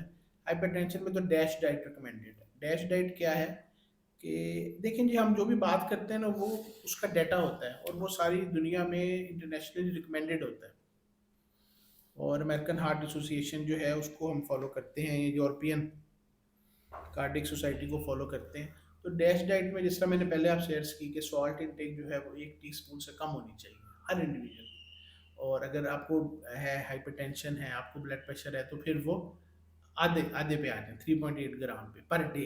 Per day. और इसके साथ जो है वो फूड्स रिच ऑफ पोटेशियम, इस तरह हमारे फल हैं, हमारी जो है सब्जियां हैं, हमारे जो है बेसिकली जो सुन्नत के मुताबिक खाना है ना, सादा खुराक, सुभान अल्लाह। वो सबसे बेहतर सारी दुनिया में, बिल्कुल ऐसे ही है। कि फल सब्जियां आप इस्तेमाल करें और फिश खाएं। फिश 4 मील्स आप ले सकते हैं पर वीक। चिकन खाएं। चिकन जो है वो विदाउट उसके स्किन वो भी सेफ है, वाइट मीट में आता है। बाकी जो है अगर नॉर्मल इंडिविजुअल है तो वो यूज़ कर सकते हैं साथ थोड़ा-सा बीफ। ये बता देंगे मैंने ऑब्वियसली एक पॉडकास्ट में तो कवर किया था, यहाँ पे जो ब्रायलर मुर्गी जो हमें नॉर्मली अवेलेबल है, इससे कोई हमें कोई खतरात तो नहीं है? देखिए जी, सारी दुनिया में यही यूज़ हो रही यही है। यूज़ होता मैंने है। एक वेटरनरी डॉक्टर से डिस्कस किया, तो उन्होंने कहा कि डॉक्टर साहब सारी दुनिया में ये ब्रायलर ही यूज़ हो रहा है। केमिकल्स तो हैं, इसमें कोई शक नहीं, मुझे हार्मोनल हाँ, इफ़ेक्ट भी हैं।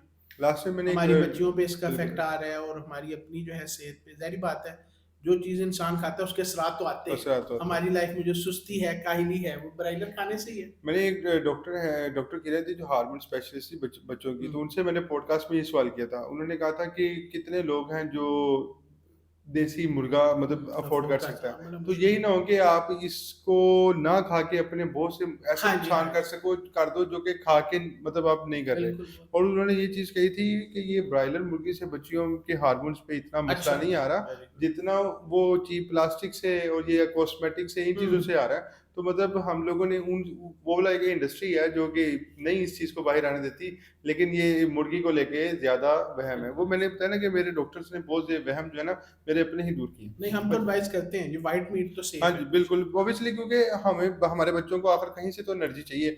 ये भी रोक देंगे तो बकरा कौन अफ़ोर्ड करता है? मतलब ऑब्वियसली बकरा अफ़ोर्ड करना या ये देसी मुर्गा अफ़ोर्ड करना हर हर बंदे का बस की बात नहीं है। तो ऑब्वियसली और हमें ये दूसरा आपने अवॉइड जो क्वेश्चन किया था कि हार्ट पेशेंट्स के लिए डाइट कौन सी अच्छी है, तो वो मेडिटेरियन डाइट है। उसमें ये है कि आप जो है वो फल खाएँ ज़्यादा, सब्जियाँ खाएँ ज़्यादा और इसके साथ-साथ होल ग्रेन व्हीट। मैं होल समझा। ग्रेन यानी कि एक होता है रिफाइंड, हुँ, उसमें आप अलग कर लेते हैं उसकी जो समझ है गया मैं, ठीक है। वो एक होता है ना हमारा देसी आटा, एक देसी होता है आटा, सफ़ेद आटा। तो देसी आटा मतलब देसी आटा। देसी आटा जो गंदम का हमें हाँ जी, लाल आटा वो मिलता है, वो ज़्यादा डाइजेशन उसकी स्लो होती है, डायबिटीज़ के लिए भी अच्छा है, बाकी भी बॉडी के लिए अच्छा है। बिल्कुल, रिफाइंड जितनी भी प्रोडक्ट्स हैं, प्रोसेस्ड फूड है, प्रोसेस्ड मीट है, ये स्नैक्स जो हैं, सारे ये ज़ाहिर बात है केमिकल से हैं और उनको सेव करने के बिल्कुल। लिए टिन पैकिंग जो है, जितनी भी है सारी, तो आप सादा ग़िज़ा इस्तेमाल करें घर में बिल्कुल, वही और बात है कि अल्लाह की रस्सी को मज़बूती से थामे रखो, हाँ अल्लाह जी, आपका बाज़ू बेशक मज़बूती से ऐसे थामे रखेगा। वो आप मतलब हमारे लिए बेहतरीन नमूना आप सल्लल्लाहु अलैहि वसल्लम ही, अल्लाह हमें उनके नक्शे कदम पे चलने की तौफ़ीक अता फ़रमाए, तो ज़िंदगी हर लम्हे पे ही आसान है।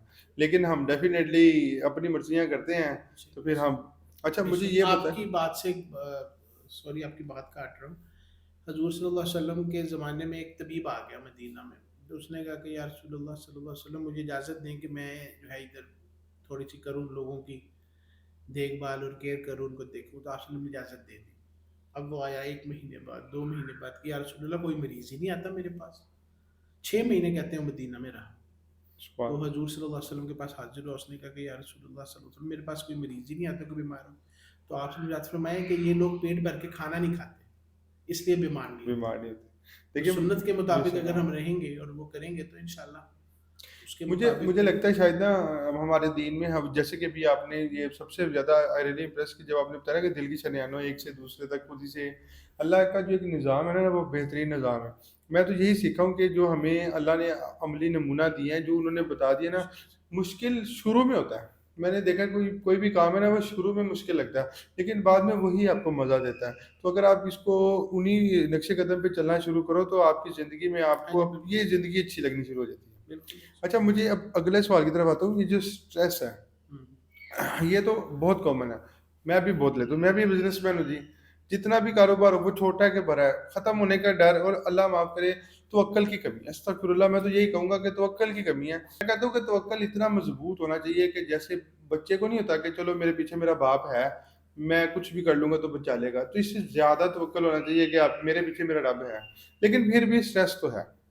तो ये स्ट्रेस की वजह से हार्ट अटैक तो हो मतलब हो ही रहे हैं।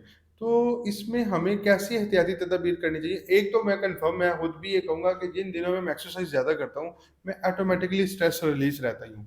आप जिस टाइम पे एक्सरसाइज़ करते हो ना, कोई डोपामाइन आई थिंक सो आपका रिलीज़ जी होता है, बिल्कुल ऐसे ही जिसकी है। वजह से ना आपको मूड अच्छा आपको एक रहता है ब आपका। बड़ी खुश-सा मिज़ाज फ़ील होता है, आपको मज़े सा एक अच्छी-सी हैप्पी फीलिंग्स आना शुरू हो जाती हैं, जिससे आपका स्ट्रेस नीचे आता है। लेकिन इसके अलावा आप भी कुछ रिकमेंड करेंगे प्लीज़?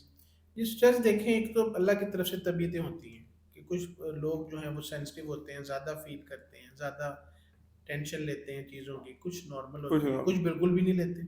बिल्कुल नहीं। तो हम तो ये अर्ज करते हैं अपने पेशेंट्स को कि उतनी स्ट्रेस लें कि आपकी बॉडी पे इफेक्ट ना आए बैक उसका, लेकिन नेचुरल है वो, तो परेशानी तकलीफ तो आती है, अल्लाह की आती तरफ से आजमाइश है इंसान के लिए। लेकिन ये है कि देखें, बीमार जब हो जाएंगे फिर उसमें स्ट्रेस में इजाफा ही होगा ना, है बस। घर वालों की भी, बीवी बच्चों की पहले भी। आप अकेले स्ट्रेस ले रहे थे, फिर हाँ, सब ले अब रहे सब ले रहे हैं। हैं, तो वो स्ट्रेस के लिए जो है, हार्ट पेशेंट्स के लिए तो जो है वो हम कार्डिक रिहेबिलिटेशन एडवाइस करते हैं। मैं समझा नहीं। कार्डिक रिहेबिलिटेशन बेसिकली एक जो है वो प्रोग्राम है, जब हार्ट अटैक एक पेशेंट को होता है, जिस फेज से वो गुजरता है वो बहुत तकलीफ दी है। एक तो है ना कि आपकी बॉडी पे उसके असरात, और एक साइकोलॉजिकल ट्रामा, सबसे बड़ा तो मौत का डर इंसान के अंदर बैठ जाता है एक वो फेज से गुजरता है। तो उससे निकालने के लिए हम कार्डिक रिहेबिलिटेशन एडवाइस करते हैं। उसमें जो है वो मेडिसिन की जो है वो रेगुलर इनटेक, और उसके साथ जो है उसकी एक्सरसाइज की एक्सरसाइज compliance, मैंने और देखा है, हाँ। साइकोलॉजिकल उसको हम सेशंस लेते अच्छा, हैं अच्छा, अच्छा, अच्छा, अच्छा। रेगुलर, तो ये हम रिकमेंड अच्छा, करते हैं। अच्छा, अच्छा। और आम पेशेंट्स में जो है कोशिश हमारी होती है कि साइकोलॉजिकली उसको रिलैक्स किया जाए।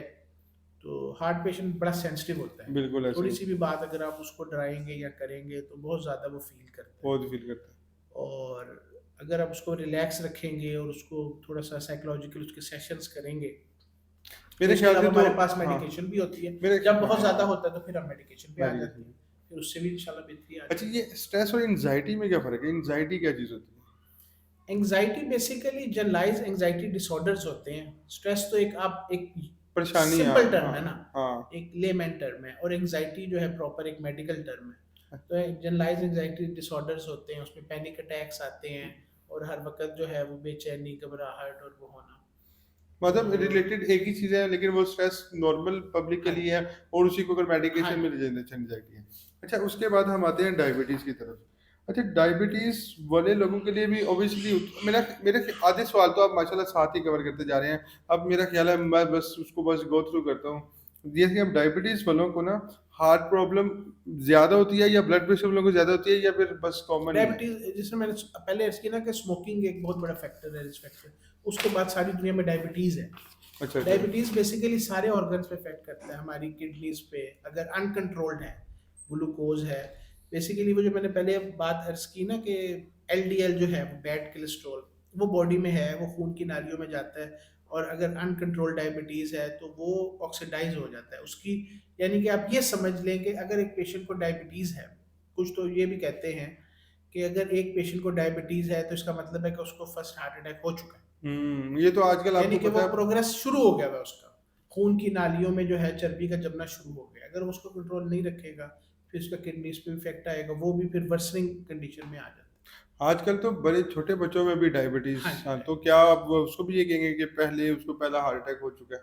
जी, डायबिटीज अगर है तो वो प्रोसेस स्टार्ट हो मतलब चुका है मैं उसके अंदर। समझ गया, मतलब ऐसा नहीं कह रहा, मतलब टाइप 1 डायबिटीज उसे कहते हैं, जो यंग एज में जो होती है बाय बर्थ।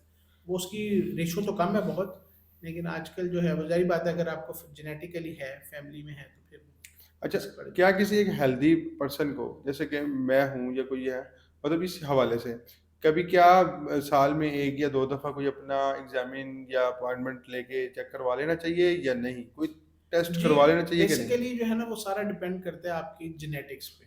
आपकी कुछ पेशेंट्स ऐसे होते हैं कि यंग एज में ही अगर उनकी फैमिली में बहुत स्ट्रॉन्ग हिस्ट्री है, पेरेंट्स में किसी को मसला है, बहन भाइयों में किसी को मसला है सबरिंग्स में, तो फिर हम ज़्यादा कॉन्शियस हो जाते हैं।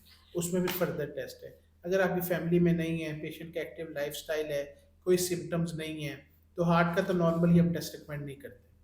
बाकी जो रिस्क फैक्टर जो मैंने अर्ज की कि शुगर, ब्लड प्रेशर, कोलेस्ट्रॉल, उसको हम मैनेज करते मैं हैं। ये पूछना चाह रहा था कि क्या एक नॉर्मल पर्सन को रेगुलरली या फिर मतलब साल में 1 आधी दफ़ा चेक करवा लेना चाहिए कि ज़रूरत ही नहीं है? जी, वो एज पे डिपेंड करता है ना, अगर आपकी एज 40 प्लस है फिर तो 40 आपको प्लस है, आइडियली कराना तो फिर चाहिए। करवाना चाहिए साल में आइडियली 1 दफ़ा। कराना, हाँ जी। साल में 1 दफ़ा। साल में एक दफ़ा नहीं, आप बस स्क्रीनिंग करवा लें, स्क्रीनिंग कहते हैं बेसिकली उसे। मतलब वही ना, आगे डॉक्टर से मशवरा हाँ, कर ले। फिर और एनुअल जो टेस्ट हैं, जो डायबिटीज़ में तो एनुअली रिकमेंड होते हैं एनुअली ठीक कि है। आप अपना सीबीसी कराएँ, किडनी का करवाएँ, लिवर का करवाएँ, और अपना जो है मैं वो समझ गया, इंसुलिन मतलब वो वैसे ही। सारे और अगर ऑब्जर्वेशन दिए। नॉर्मल है, डायबिटीज नहीं है, स्मोकिंग नहीं है, हाइपरटेंशन नहीं है, तो एनुअली जरूरत नहीं पड़ती, जी, ठीक लेकिन ठीक। एक दफा स्क्रीनिंग होनी चाहिए 40+। अच्छा, आपके ख्याल से पाकिस्तान में कितने परसेंट जो पेशेंट्स हैं वो दिल के अमराज में हैं? दिल के इमराज की देखें, पाकिस्तान का डाटा जो है वो कोई 100% तो स्टडीज नहीं है, लेकिन जो WHO ने जो किया है वो 17.5% तक है पॉपुलेशन है टोटल, उसमें से दिल के अमराज के पेशेंट्स हैं। और एक डाटा जो है वो ये है कि 34.9% जो है, ये तो कराची में एक स्टडी हुई, उसमें उन्होंने बड़ा एक जो है ना वो हैरत अंगेज इंकशाफ किया कि 5 में से 1 बंदा जो है वो दिल का मरीज है, उसमें इसी चेंजेस हैं। डेफिनेटली हमारी तो खुराक बहुत बेहतर ज़्यादा बढ़ आपने, गई है। मैं मैं वही कहूँगा 2012 आप। से हूँ PIC में, उस वक्त इतने यंग पेशेंट्स और इतनी नहीं थी। अब तो आप देखें जाके young patient at the age of 25, 30, 35, और उसकी वजूहत यही है कि ये जो है केमिकल्स का इस्तेमाल डाइट में, स्ट्रेस और ये एयर पोल्यूशन। ज्यादा रीजंस क्या आपने देखे हैं? स्ट्रेस के, फूड, क्या आपने ज्यादा रीजंस क्या देखे हैं? Diabetes, blood pressure? ज़्यादा तो यही है ना जी, ज़्यादा तो स्मोकिंग है, हाइपरटेंशन है, डायबिटीज़ है, उसके बाद फिर लो अच्छा अच्छा, कैटेगरी मतलब में ठीक आती है। ठीक ठीक, समझ आ गया मुझे, आ गया। अच्छा, इसके बाद मैं आपसे ये पूछूंगा कि आप कि कुछ किसी को सजेस्ट कर सकते हैं कि अपनी डेली लाइफ में कोई ऐसी एक्टिविटीज रखे ताकि वो जो है उसको हार्ट का प्रॉब्लम ही ना हो। जी हाँ, लाइफस्टाइल ही है, आपकी डाइट है, आपका जो है फिजिकल एक्टिविटी है, आपका जो है साइकोलॉजिकल आपकी जो स्ट्रेस है, ये अगर बेहतर रहेंगी सारी चीज़ें तो इंशाल्लाह ठीक रहेगी। अच्छा, मैं एक और सवाल करना चाहूँगा, ये जो रोज़ा हम रखते हैं इससे ऑब्वियसली हमारे जिस्म को बड़ा बेनिफिट होता है, तो क्या ये हमारे हार्ट के लिए भी किसी तरीके से बेनिफिशियल है जी जो जी, रोज़ा? बहुत जी, अब तो सारी दुनिया में स्टडीज हो रही है इंटरमीडिएट फास्टिंग पे। बिल्कुल। पहले जो शुगर के मरीजों को कहते थे कि 5 मील्स आप दिन में लें, पाँच 5 मिल, हाँ, मील्स अच्छा, हाँ कि जी। सुबह नाश्ता करें, फिर 11-12 बजे चाय का कप लें या एप्पल लें, और शाम को फिर दोपहर का खाना खाएं, फिर शाम को भी। अब जो हमारा जो सुन्नत के मुताबिक है ना, कि सुबह नाश्ता करना, उलमा कराम फरमाते हैं कि हजूर सल्लम की ज़ात मुबारक से जो आता है ना साबित, जो है वो ये है कि सुबह 9-10 बजे के अराउंड नाश्ता, और शाम को असर या मगरिब के बाद खाने का टाइम ये। अच्छा, मतलब दिन के 2 मील। हाँ जी, बस। अच्छा अच्छा अच्छा। और अब इंटरमीडिएट फास्टिंग इसे कहते हैं हाँ जी, बेसिकली, और ये अब तो इस पे सारी दुनिया में स्टडीज सारी हो रही दुनिया है, ऑब्वियसली। और और ये रिकमेंड कर रहे पर हैं हाँ जी, डायबिटीज के लिए भी, अब यही कह रहे हैं बिल्कुल ऐसे डायबिटिक पेशेंट्स के लिए कि दिन में 2 मील लें, 2 मील ले बार बिल्कुल, बार ना खाएं, बार बार ना। क्योंकि रेस्ट मिलता है जो है पेट को, और वो जो है बॉडी को, और इसे कहते हैं ऑटोफैगी, कि बॉडी के जो सेल्स जो एक्स्ट्रा होते हैं वो खुद जो है डिस्ट्रॉय हो जाते वो वैसे भी मैंने देखा है, ओवर ईटिंग से ना इंसान लेजी हो हैं। हाँ जाता है। जी, बिल्कुल बिल्कुल ऐसे। लेजी हो जाता है, उसका ऑब्वियसली मैं मतलब जो उसकी एक्टिविटी या पोटेंशियल है उससे बहुत पीछे आ जाता है। अच्छा, मैं एक और सवाल पूछना चाहूँगा, क्या ये जेंडर बेस्ड हार्ट अटैक, जैसे आपने ज़्यादा देखा होगा मर्दों को ही हार्ट अटैक होता जी, है, वो या स्ट्रेस की वजह से, ये कोई और वजह है? क्योंकि मुझे तो लगता है ये मर्दों में ज़्यादा पाया जाता है हार्ट अटैक। मर्दों में भी है, औरतों में भी इसकी शरह ज़्यादा है। औरतों में ये है कि जो इस्कीमिक हार्ट डिजीज़ या कोरोनरी आर्टरी डिजीज़, जो खून की नालियों की तंगी है, वो प्रेजेंटेशन ज़्यादा सवेर होती है और डेथ ज़्यादा होती है। मर्दों में जो है वो प्रेजेंटेशन ज़्यादा है, क्योंकि उनका एक्सपोजर ज़्यादा है, stress, psychological stress, financial stress और ज़्यादा है। स्मोकिंग भी, हाँ जी, स्मोकिंग भी ज़ाहिर मतलब बात है, क्योंकि वो स्मोकिंग फीमेल एक में बहुत बड़ा तो, हाँ, फैक्टर है। क्योंकि स्मोकिंग फीमेल्स में है ही नहीं, हाँ जी, ये बिल्कुल मेल्स ऐसे। में है, और साथ में स्ट्रेस भी ज़्यादा मेल्स में है, हाँ जी, फीमेल से ज़्यादा वो है। इस वजह से रेशो ज़्यादा है मेल्स में। अच्छा, मेरा एक क्वेश्चन ये है कि आपने जैसे बताया था ना कि लोगों को सांस बहुत चढ़ता है। अच्छा, उसमें ज़रूरी नहीं होता कि डिसीज़ ही हो, क्योंकि मोटापे से भी सांस फूलता है। और ऑब्वियसली इसके अलावा जो है ना, और डेफिनेटली मोटापे से आपको स्टेज चढ़ते हैं जो सांस फूलता है। उसके अलावा आपने जैसे हार्ट, तो एक तो ये बताएं कि सांस फूलना क्या होता है, मतलब इसके क्या मतलब नुकसानात हैं? वो मोटापे से हैं या दिल की वजह से हैं? और लोगों की टांगें सूज जाती हैं, उसके बारे में थोड़ा बताएं। देखिए जी, सांस फूलने की बेशुमार वजूहत हैं, उसमें जो है जो बड़ी वजूहत हैं वो हमारे लंग्स का इशू, अगर कोई प्रॉब्लम है, इतना पेशेंट एक स्मोकर है और 60-65 प्लस, उससे जो है वो प्रॉब्लम शुरू हो जाती है, या दमे का पेशेंट जो है, एक ये हो गया। दूसरा हार्ट की वजह से भी सांस फूलता है, दिल के अमराज की वजह से भी, तीसरा गुर्दों की वजह से भी, ये 3 वजूहत हैं। बाकी खून की कमी की वजह से भी सांस फूल सकता है, जिस तरह आपने बताया कि मोटापे की वजह से भी, कि आपके लंग्स की कैपेसिटी और उसकी कंप्लाइंस इतनी नहीं है कि आप थोड़ा सा भी एग्जर्शन करते हैं, या आपकी रूटीन में एक्टिविटी इतनी नहीं है, तो ये वजूहत है। अब हार्ट की जो वजूहत है उसमें ये है कि ये तो सबसे जो है वो डेंजरस और सबसे जो है वो मुहलिक है, कि अगर हार्ट की वजह से सांस फूल रहा है, उसमें कि जो मैंने इसकी पहले भी, कि दिल के पट्टों का जो है वो सिकुड़ना और फैलना, इसे कॉन्ट्रैक्शन और जो है रिलैक्स करना कहते हैं। अगर दिल का पट्टा डैमेज हो गया, एक तो वजूहात होती है दिल के पट्टे के डैमेज होने की, हार्ट अटैक, इसके अलावा और भी बेशुमार वजूहात होती है। वायरल इन्फेक्शन, इसे मायोकार्डाइटिस कहते हैं, उसमें एक पंप जो है वो वीक हो जाता है, हाँ बिल्कुल। पंप वीक हो जाता है। अब पंप जब वीक होगा तो आप थोड़ी सी भी, आप जब एक्सर्शन करेंगे, एक्टिविटी करेंगे, तो नेचुरली आपकी ब्लड की डिमांड बढ़ेगी बॉडी की। टांगों की, आप वॉक कर रहे हैं तो टांगों की डिमांड बढ़ रही है, और जो है वो आपकी हाथों की, आपके लंग्स की डिमांड बढ़ रही है, और दिल उसको सप्लाई नहीं कर रहा, सही नहीं कह दिल रहा। उसके साथ बढ़ नहीं रहा, तो वो फिर आपको प्रॉब्लम शुरू हो जाएगी सांस की। ठीक है, ये हो गया दिल के पट्टों का कमज़ोर होना। इसकी वजह से टांगों में सूजन भी आ सकती है, कि पानी की रिटेंशन जो है, बैक प्रेशर बढ़ जाता है, लंग्स में पानी चला जाता है। तो ये सारी वजूहात। अच्छा, मैं इसमें थोड़ा-सा ये भी पूछना चाहूँगा, देखें, गुर्दों की वजह से भी टाँगें फूलती हैं, आपको जी बताऊँ, जी क्योंकि मेरी बिल्कुल। वालदा का ये प्रॉब्लम है गुर्दों की वजह से। जी अच्छा, अब टाँगें भी फूल गई और अब साँस मोटापे की वजह से नहीं चलता। अब ये देखें, अगर मैं अपनी वालदा को दूँ तो अल्हम्दुलिल्लाह कोई हार्ट डिसीज़ अभी तक नहीं जी है, जी जी लेकिन जी दोनों अलामात हैं। थोड़ा-सा भी चलेंगी, जी जी साँस बिल्कुल फूलेगा और बेशक। टाँगें भी हैं, स्वेल हैं। लेकिन उनका तो हमें पता है वो किडनी की वजह से है। अब जिस बंदे को नहीं पता तो फिर वो कैसे पता जी, वो करे? बड़ा अच्छा आपका सवाल है। उसमें फिर हम ये कि हम पेशेंट की ईसीजी करते हैं सबसे पहले, मतलब उसको और डॉक्टर से ही उसकी कंसल्ट करना चाहिए। उसकी एकोकार्डियोग्राफी करते हैं। उसकी एकोकार्डियोग्राफी लाज़मी है। एकोकार्डियोग्राफी एक बेसिकली अल्ट्रासाउंड है हार्ट का। उसमें हार्ट के मसल्स, हार्ट के चैम्बर्स और हार्ट के वेल्व्स जो हैं, दिल के 4 खाने, हम सब ने बचपन में पढ़ा है कि अल्लाह पाक ने दिल के 4 खाने बनाए हैं, और एक खून की नाली जो है बड़ी निकल रही है। तो वो सब कुछ जो है वो विजुअलाइज़ हो जाता है। तो उसमें हमें आइडिया हो जाता है कि इसका अगर पंप अच्छा है, एक होता है पंपिंग का फेलियर, जिसे कहते हैं जो है सिस्टोलिक हार्ट फेलियर, एक होता है रिलैक्स होने का डायस्टोलिक हार्ट फेलियर, वो भी होता है। कभी कभार दिल का पंप बहुत अच्छा होता है लेकिन वो रिलैक्स नहीं हो रहा होता, दिल का जिस तरह खून की नालियाँ स्टिफ हो जाती है ना, इस तरह दिल के पट्टे भी स्टिफ हो जाते हैं, सख्त हो जाते हैं, कि जब वो रिलैक्स होगा तो ब्लड उसमें आएगा। तो जब वो रिलैक्स नहीं होता तो फिर उसकी वजह से भी सांस फूलता है, डायस्टोलिक हार्ट फेलियर कहते हैं। तीसरा है कि दिल के इर्द गिर्द एक झिल्ली होती है, अगर वो झिल्ली में खुदा ना खास्ता कोई ऐसी इन्फेक्शन हो गई है, मोस्ट पाकिस्तान में तो ज़्यादा टीबी की वजह से होती है, कि अगर झिल्ली की टीबी हो गई है, उसे जो है वो पेरिकार्डाइटिस कहते हैं, पेरिकार्डाइटिस जो है झिल्ली को पेरिकार्डियम कहते हैं, तो उसकी इन्फेक्शन को, तो वो सख्त हो जाती है झिल्ली, और जब इतनी सख्त हो जाती है कि कैल्शियम उसमें आ जाए तो फिर वो भी रिलैक्स नहीं होने देती हार्ट को, उसकी वजह से सांस फूलता है। तो एकोकार्डियोग्राफी एक बहुत अच्छा टेस्ट है, और हम फिर रिकमेंड करते हैं, उसमें भी डायग्नोज हो जाता है कि ये लंग्स की वजह से है कि हार्ट की वजह से।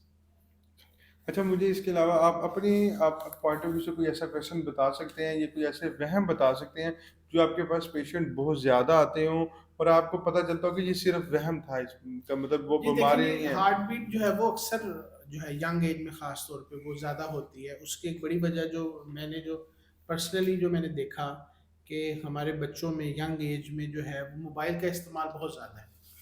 सारी रात बैठ के गेम्स खेलते रहना, देखते रहना, तो उसमें जो है एक नेचुरली आप एक एंग्जायटी फेज़ में चले जाते हैं कि आपका ब्रेन एक्टिव रहता है। जिस तरह कारोबारी हज़रात हर वक़्त सोचते रहते हैं, एक स्ट्रेसफुल कंडीशन में रहते हैं, तो उन बच्चों में भी हार्ट बीट तेज़ होती है। हुँ। उनमें फिर हम कुछ टेस्ट करवाते हैं थायराइड के और ईसीजी, तो उसमें फिर हम डायग्नोस तो करते ये हैं। ऑब्वियसली हर बच्चा ही आजकल बहुत, मतलब जो ख़ास करके बिल्कुल ही न्यूबॉर्न से लेके 3, 4, 5 साल तक के हैं। अब कोकोमेलन तो आपने नाम सुना ही हाँ होगा जी, हाँ और जी। बहुत से कार्टून हैं।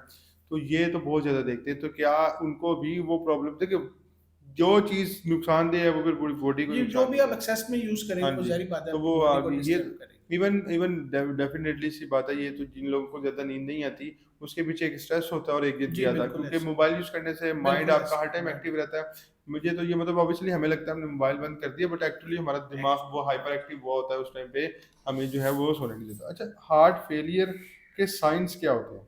हार्ट फेलियर वही मैंने अर्ज़ की सारी जो अभी आपका क्वेश्चन था इससे पहला। हार्ट फेलियर, हार्ट का पंप फेल हो जाना, या तो उसकी जो है कॉन्ट्रैक्शन, उसका सिकुड़ना कम हो जाना, या फिर उसका फैलना जो है डायस्टोलिक हार्ट फेलियर। तो साइन उसके यही है, सांस का फूलना, तो इसको और ट्रीट सीधा कैसे? लेटने से भी सांस फूलता है। अच्छा, अच्छा, अच्छा। थोड़ा सा पेशेंट चलता है तो उसका सांस फूलता है, पाँव में स्वेलिंग आ जाती है, हार्ट बीट उसकी तेज हो जाती है, और ब्लड प्रेशर भी कभी कभार अगर बहुत ज़्यादा दिल के पट्टे कमज़ोर हैं तो फिर ब्लड प्रेशर भी लो हो जाता है। तो इसका क्या ट्रीटमेंट क्या होता है? ये मेडिसिन से रिकवर हो इसका जाता है? ट्रीटमेंट ही देखें, अगर तो वही मैंने अर्ज की, अगर तो वो खून की नालियों की वजह से है, दिल की कोर्निया डिजीज की वजह से, उसमें फिर हम एंजियोग्राफी रिकमेंड करते हैं, और एंजियोग्राफी करके फिर उसकी जो ब्लॉकेज है उसको हम खत्म करते हैं, स्टेंट डाल के या फिर बाईपास करके। और अगर हार्ट मसल्स वीक हैं तो उसमें तो फिर मेडिसिन कुछ ऐसी हैं कि ऑटोमेटिकली उनसे जो है फिर रिकवरी आ जाती है। अगर मेडिसिन से नहीं है तो फिर उसमें सारी दुनिया में हार्ट ट्रांसप्लांट ही होता है। अच्छा, बीपी क्या ये जो ब्लड प्रेशर की मेडिसिन है ये हमेशा ही खानी पड़ती है? देखें जी, वो आपके लाइफस्टाइल पे डिपेंड करता है।